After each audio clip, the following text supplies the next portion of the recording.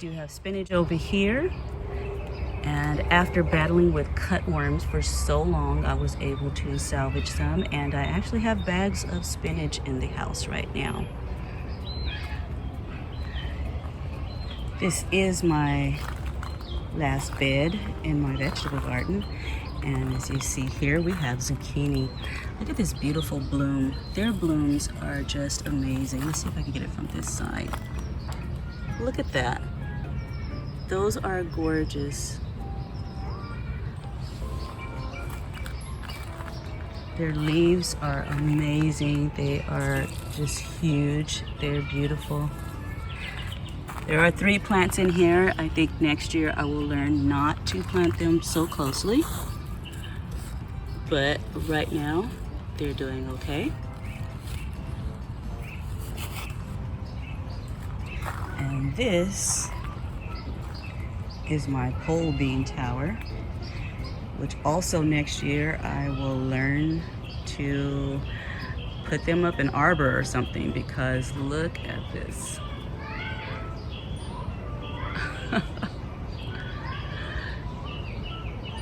This thing is about 8 or 9 feet tall.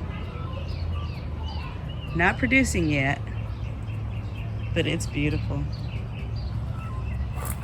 Also have banana peppers over here. Harvested one already, and you can see there's a couple more on there. So this is my daughter's, supposedly. She asked me to get it for her. But of course she doesn't want to come out and take care of it. And I don't eat banana peppers. Also have cilantro over here. And these beauties right here also came from the 99-cent only store. And they have put on about 4 inches of growth also. Here we have the, is this the crookneck? Or, no, I think this was the yellow squash. Let me see. Oh, it is the crookneck. Okay, so that's the crookneck, the heirloom squash. And then this was the last pear tomato that I got from the 99-cent only store. So I think these little guys, I'm hoping that they're gonna be really good and really sweet. Let's knock some of that dirt off of there. And yeah, they look like they'll be really sweet for pasta salads and snacking.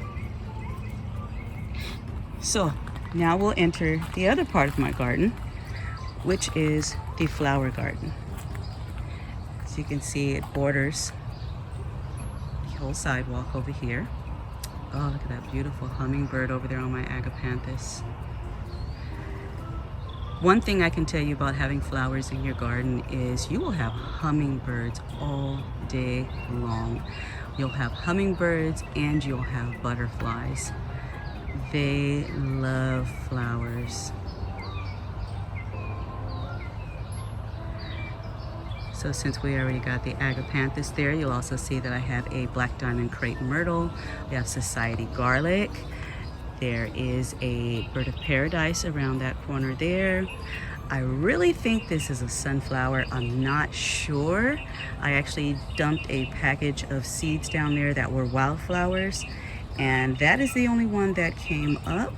And I don't know anything that tall except for a sunflower. So we'll wait and see what that actually becomes. I have a beautiful yellow lantana down here next to the purple heart. We also have some sedum, more succulents because, I mean, I love succulents.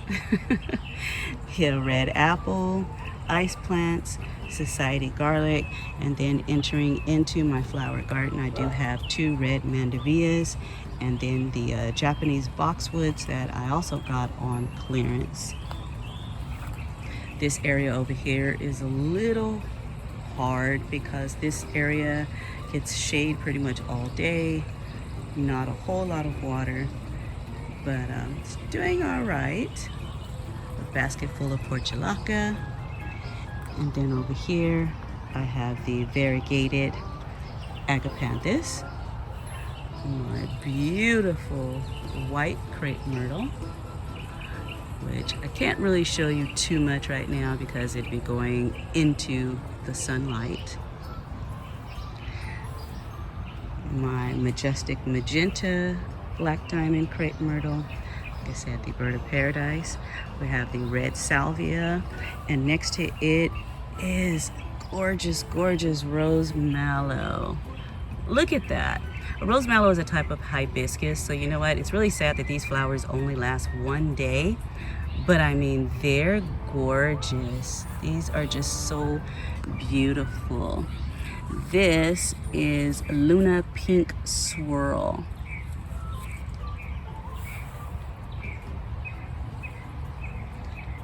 Have more society garlic. We have dianthus and begonias, and of course, my beautiful cannas. Also have another crepe myrtle. This is my dynamite crepe myrtle. Gets gorgeous fiery red blooms on it.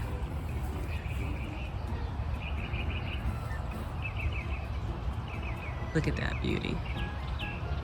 Oh, she's taller than me. You might get my shadow on this side. Let's see if I can get out of the way here. And then we have my other, oh, you've tumbled over on me, huh? Alrighty. We have my other rose mallow, and man, this is such a stunner. Look at that. This is honeymoon deep red. The blooms are actually more of a cherry red. It is gorgeous. I love this plant, and that is quickly becoming my favorite color. The coreopsis down here that I planted from my clearance haul. And I love this bed here. I call this bed my hot bed. I wanted all hot, fiery colors in there and tropical plants. I love this bed. Over here is what I call my little shaded area. So of course, we have coleus over here. Looks like somebody's not getting enough water. I'm gonna have to get in there and get you. I love that Cape Plumbago. The fuchsias, which like I said, it looks like that one over there is not getting enough water. The Martha Washington geraniums, more coreopsis. Do you have, look at that. I wanted plants over here that would cover this fence and give me some privacy. And that is a Cape honeysuckle. It gets gorgeous orange blooms on it. Then I have the dwarf sweet pea. All of these marigolds, chrysanthemums, dianthus. I have another hibiscus back there. That one is called Cuban Gold. And we have the purple lantana. Can't even see the other little hibiscus. It's kind of whatever, that little red flower you see over there. It's called Brilliant. More yellow lantana, purple salvia, and the orange lantana. They got some beautiful petunias in there. The guara, diamond false euphorbia, some lavender back in there, and some sea lavender, status, there you go. And beautiful, beautiful butterfly bush. Look how huge this is. This was also a clearance plant last summer. I think I paid about $1.50, and it is gorgeous. The blooms have now faded. You got a couple of them left on here, but it gets these beautiful purple blooms. They're gorgeous. And over here we have more geraniums. Anywhere from a hot pink to beautiful red oranges to a softer pink, more lavender, and of course more lantana, and my beautiful red-tipped photinia. This is the, I guess you could call it a succulent garden, but the kids took the clippings from my others and they just stuck them in the ground over here. And as you can see, they've taken off. Everything out here has spider webs on it. No matter what I do, there's spider webs on everything. We have such dry heat out here. I come out here every day and brush these things off. And look at that. Sorry about the dogs, guys, but my neighbors have dogs. You can hear the running water in there from my pond area. So I can move over this way. Let's see. You guys see the height on this? This goes about to my shoulders. So I don't know, I've never seen a sunflower with the fleshy leaves like this. So you guys know what it is, drop a comment down there and let me know what you think it is. My bird of paradise, look at that. Looks like I'm about to get a bloom.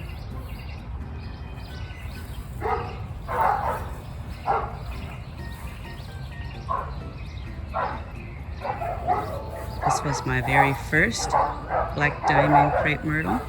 If you guys can't tell by now, I love crepe myrtles. Over here, this is a honey myrtle. This will grow into a tree, and it will have beautiful blooms on it also. This is a flowering tree. It is native to Australia. I have my rosemary, a little gardenia down there, 2 grapevines,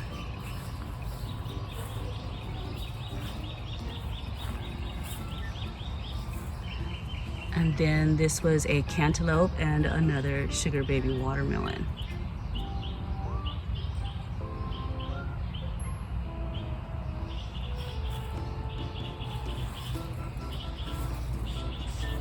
And then that would bring us full circle back around to my vegetable garden. And like I said before, I had to bring an umbrella out here. I had to bring an old umbrella because if you guys live anywhere where it is high heat, you know that when you put your nice umbrellas out, you'll kind of regret it because the sun is going to bleach your stuff. And here I have potatoes, and then I have the Texas sage, which I had to rescue from a dark place over there. And then more watermelon seedlings in there.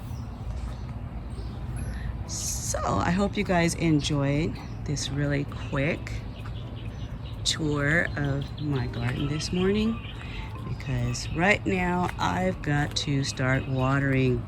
So I hope that you guys like, share, subscribe, all of those good things that will help out my channel. And I will see you guys in the next video. Have a blessed one.